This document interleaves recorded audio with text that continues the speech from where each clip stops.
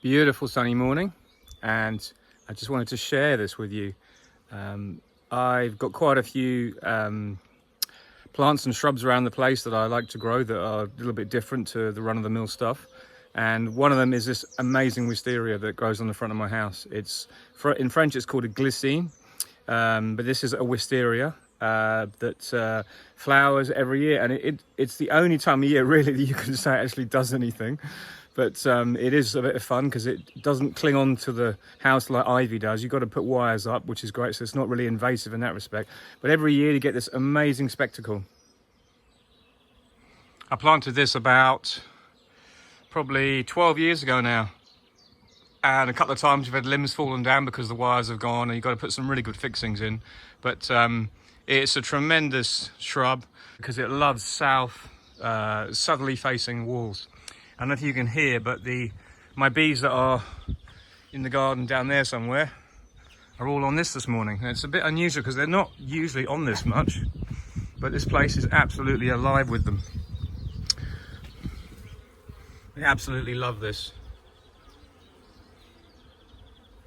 It's just so, I can tell you the smell is just absolutely incredible. It's worth the spectacle every year. Unfortunately, you see the top of it starts to get bleached by the sun, and we've had a lot of sunshine, which has been amazing. These are the actual seed pods you get. You can see a seed there, look. And every year they just, the kind of late summer, they explode open. But the problem is if you sow a wisteria from seed, you don't get flowers for a long, long time. So what you need to do is you sow the seed, let it grow, and then you graft some older wood from a established tree of the variety you want. There's several varieties. And there's white ones, there's pink ones, this is the blue one, this is one of the earliest ones. And the wonderful thing about wisteria is the fact that they open before the leaves come out. So you get this amazing blossom that's just blossom and nothing else, there's no leaves. You can see the leaves just starting to come out now, just starting to shoot. And they then all take over, and you get these really long tendrils go up. And you have to control it every year, keep it tidy. Tie new bits in, but it's like a fruiting tree. It fruits on the previous year's growth, and the previous year's growth is the flowers, obviously. So that's how you manage it. But it's amazing. It's just such a spectacle for me to be here. It's like living in paradise when this comes into flower, you know. There's so much bird song going on. There's so much insects around. It's just absolutely wonderful. So I consider myself really lucky to be able to see this every year, and really lucky to have the garden I've got. But I do have to work at it, and believe you me, gardening is a huge amount of work when you're trying to do bees. And obviously this time of year, a lot of stuff gets neglected. And in fairness to my kids, I want to just say this, that my kids are older now, and they've been mowing the grass, they've been doing weeding, pressure washing, tidying the place up while I've been out doing bees. So it's been a massive help to me. So what I've been doing with my bees this week is carrying on with giving splits some overwintered queens. That's finished now. The remaining overwintered queen boxes that had the queens in there now kind of on standby. They're on pause because they've got to make new queens themselves. But I've got my first batch of queens going in the cell builder this weekend, so I'm going to use those to requeen when I have those ready. But I'm going to do a video on that, obviously, on cell building. I'll just run through that again if you want refreshment. It's quite a good thing to do. And also our mini plus that we've had overwintered queens in, we're going to split those as well. So as well as having the boxes that are now making queen cells, we're going to split them all. So next week we'll split them up. I'll show me doing that.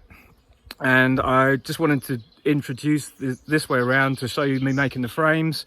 And we've been re-waxing some frames with the foundation we have got left, because we haven't got a lot of foundation left. So at the workshop I was scraping the frames out, putting the new sheet of wax in, and waxing it in with hot wax. So you'll see me doing that.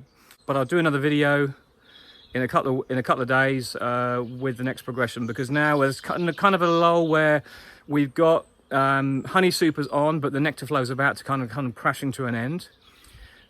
So we won't be harvesting yet for another week at least, but that's going to be coming soon. But we've also got a bit of time to start queen rearing, and we've got time to get tidied up with everything I've been using. I've got material everywhere around the apiary that is just waiting to be cleaned, put away.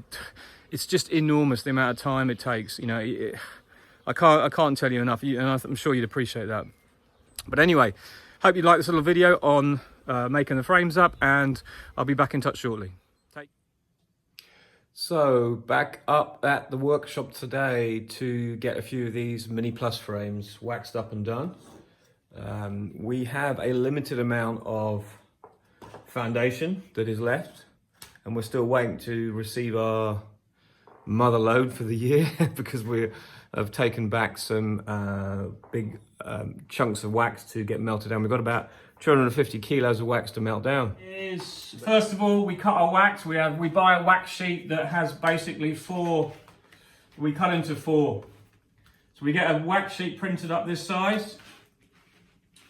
So that's obviously the size we buy, and then we cut this into 4, so it gives us, so you buy 5 kilos, that is basically 50 sheets, and then 50 times 4, so it gives you 200, to give you some idea of how it works out for us. So we got our frames that we melted down in the wax melter. What we tend to do is, after they've been melted in the wax melter, we just give them a scrape off. Any loose bits that we haven't cleaned up, we could bleach them. You could spend hours doing all that again, you know.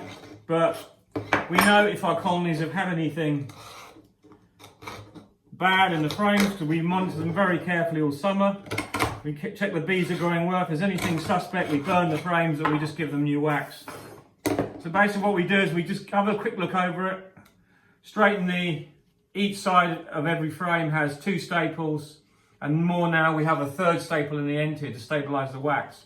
But as long as this groove is clean, okay, and we dig that out, in goes your piece of wax, your foundation, in the staples first.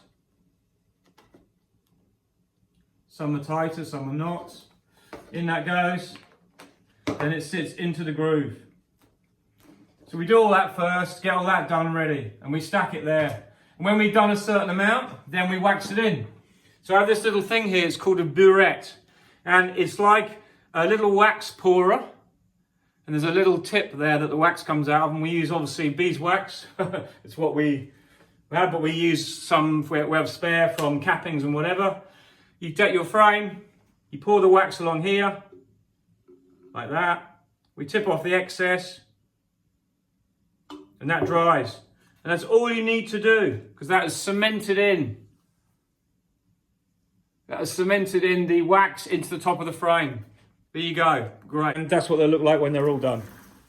So it's a little thing we're doing while we've got some foundation left. This actually is all we've got left, to be honest. And we're waiting for our main delivery to come in the next couple of weeks.